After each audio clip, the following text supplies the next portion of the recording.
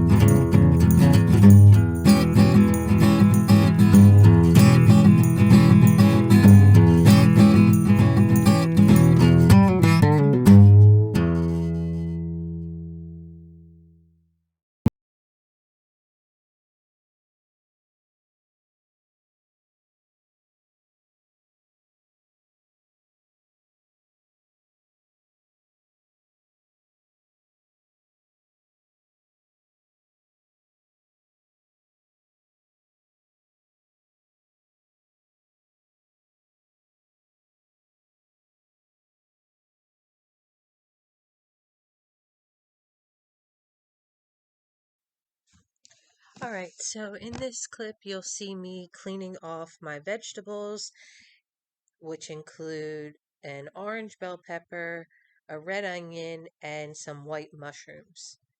I first rinsed the mushroom and pepper off, and now I am slicing the bell pepper into thin strips.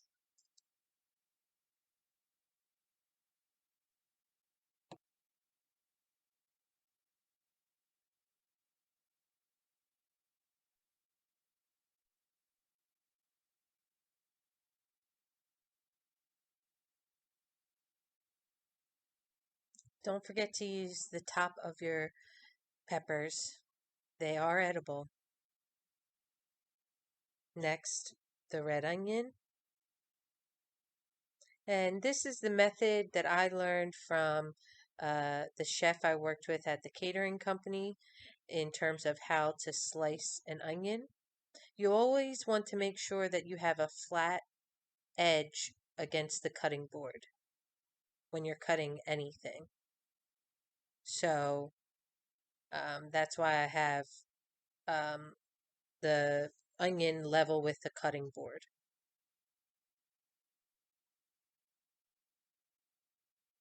Now, I'm not a huge fan of mushrooms, but since they're sometimes included in a Philly cheesesteak, and for the extra vitamins, I did decide to go ahead and add them this time.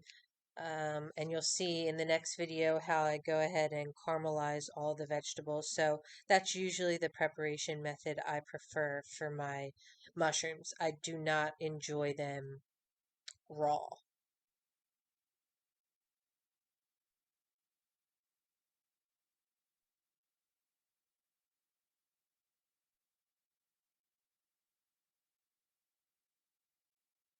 And I did choose to chop off the stems as I am not a fan of the stems. Did you know that Kennett Square, Pennsylvania is the mushroom capital of the world? Yes, that's right. Next, I am adding some minced garlic to a pan of olive oil, which I have over medium-high heat.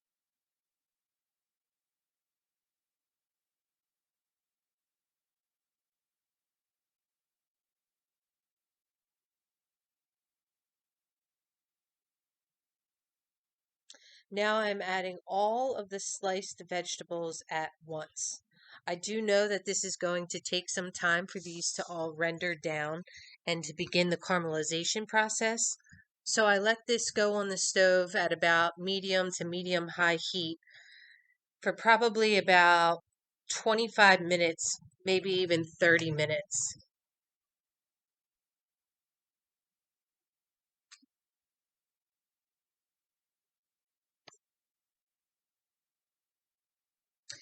I'm adding some salt and pepper as well as some garlic powder.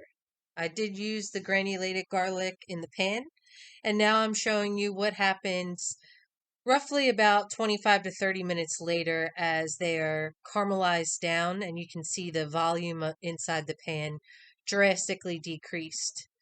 As what will happen similarly to the spinach that I'm adding now.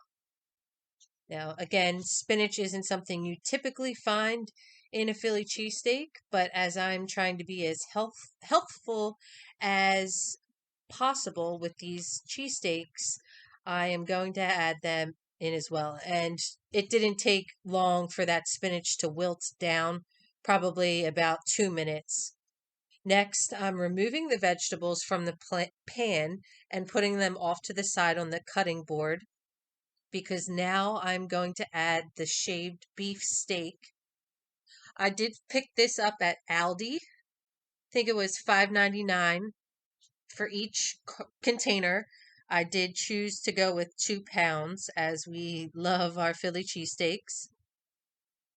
And I'm just showing you here how thin of a slice these are, just in case you decided to go to the butcher and ask for this to be fresh sliced. You just want to make sure it's very thinly sliced. And I did grow up in Philadelphia, in the Philadelphia area, and I worked in a pizza shop one year in high school, and I did make my fair share of cheesesteaks on the flat top there. So I'm familiar with the techniques. I don't always make my cheesesteaks in a pan like this. However, this was the easiest to fit all of the ingredients I was throwing together, and I wanted to keep this a one pot or pan um, dish. So everything's going on in this one pot. Excuse my hand right there. And what I'm doing is I'm using one of the spatulas to hold down the meat, and I'm pulling it away with the other spatula, and just further shredding the beef, if you will. And next, I'm going to go ahead and add some salt and fresh ground pepper to the beef, as well as some garlic powder, just so it blends well with the seasonings from the vegetables. And you do want to make sure that you season the beef just a little bit.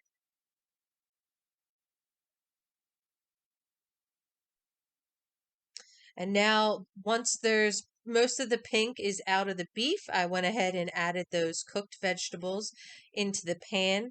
And I'm using my tongs here to incorporate that mixture back into the beef and bringing them all up to temperature.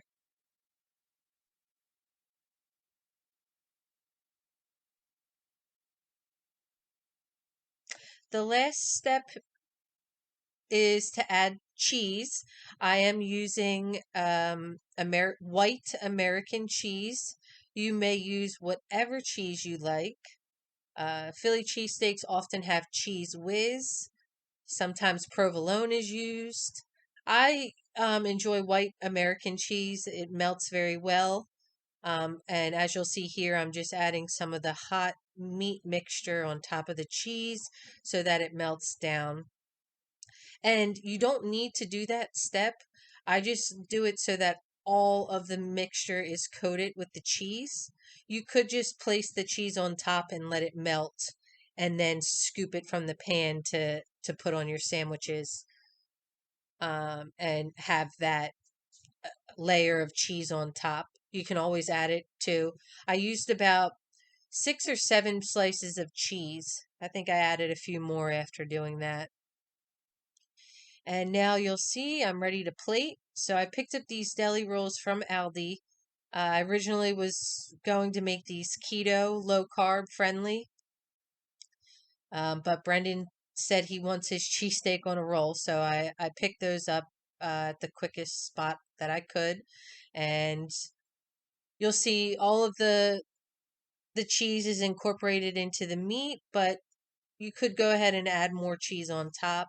I chose to make a cheesesteak salad, so I used some shredded lettuce I had in the fridge and some cut up onions from the night before's dinner and tomatoes rather and onions.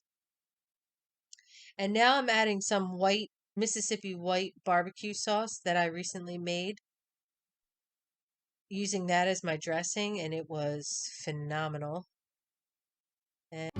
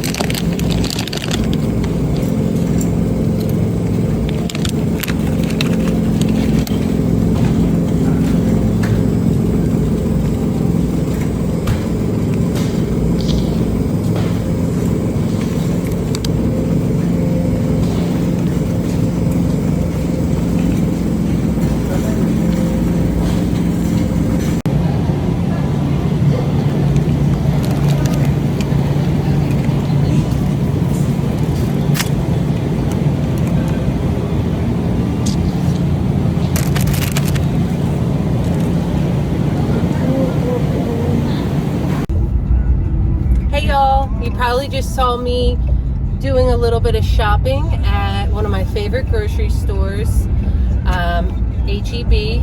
Brendan and I call it H-E-B, but it does stand for Here Everything's Better, and it's a Texas-based grocery store. And I needed to hop in there to get some jerky that Brendan likes from there. Man, this man loves eating his jerky. So he likes it there the best. So and I picked up some yogurts. And now I'm actually going to another grocery store, Kroger, to get my lunch meat, because anytime I've asked H-E-B to slice it, they never slice it thin enough for me. I like my lunch meat, as does Brendan, chipped, very thin. It's not even like in slices. It's very thinly shaved, and I've had good luck getting it that way at Kroger, so hopefully I can get it good this time. I leave the deli counter furious sometimes, and the last time I got it from H-E-B, I actually left it at the checkout line. I told the lady I didn't want it. I was too afraid to tell the deli person that, so I just brought it to the counter with me. And Brendan used to work in a deli when he was in high school, so he's told me, you know, it's a little bit more work to cut it that thin, but I mean, if that's what you're asking for. So hopefully they do it right. I'm gonna head in there now. Maybe I'll get a clip. Maybe I'll get a clip after of if I'm happy or sad about that. But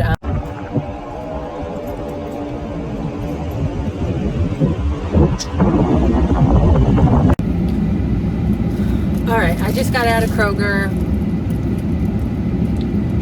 The kid did okay, and the last time he didn't do that good, but let me show you.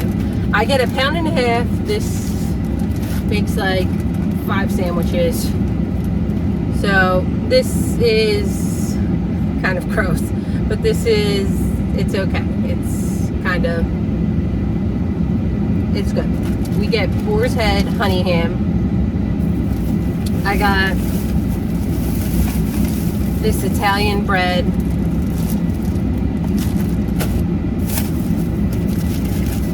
I just got the pre-sliced Colby Jack cheese.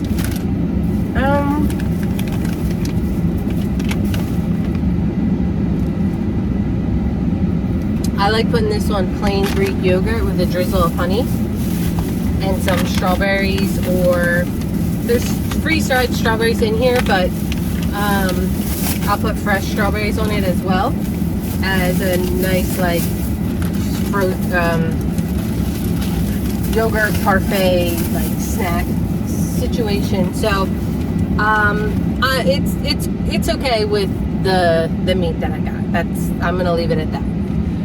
It could be better, but I almost left immediately when I saw it was this young man working, but I gave him a second shot. He did better, and I'm not that mad. So all right, so this is what I got from Goodwill, and I guess that's supposed to be a stump. $6.99. I don't see anything wrong with it. I love birds. And then I'm in the sink right now cleaning off this bowl that I got. Just a metal bowl. It was $2.99, and I just was using a Brillo pad to clean off some of the rusty bits off of it, and I've gotten it pretty much to looking brand new. And then I picked up these, probably, I don't know if they're salad tongs or not, but they're acacia wood with the detail on the handle. The set of 2 was $3.99, so I figured why not. And I've been looking and wanting to get something like this. I'm going to use the Brillo pad to clean my sink out when I'm done this. I've wanted some type of strainer that I can fit over top of my sink, and this one works. It actually has the tags on it still from IKEA, which I thought was funny. Probably not much more there, but it was $3.99. Pretty much brand new, and I want to, you know, use this as a colander and a strainer, mostly for when I buy my fresh fruits and vegetables. So I'll put my strawberries in here and then just strain them off, you know the deal. And then I did get a tripod for my camera, but I guess I left that in the car. So we'll come over here to the groceries, and the reason I got my bowl was because I had gotten a bigger one from Goodwill a few weeks ago, because I had already had this, and then I have a medium-sized bowl, which I guess is in my dishwasher right now. Did I clean this? No, this stuff's not clean, but they kind of all fit together, and I'm like, maybe I should start a collection. So let's see. I'm still washing this. Oh, yeah. As long as it fit in there, we're good. So that's what I've been doing right now. I'll talk to you in a little bit. Look at this dog. Look at this silly doggy. You a big baby?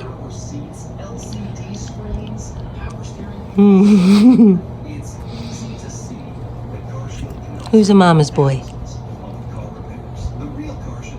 I love you. Yeah. You comfy? Oh, your leg won't stay up. Let me help you.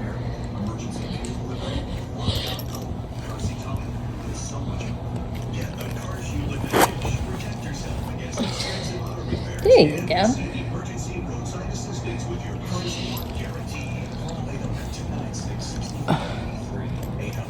Yeah, there you go.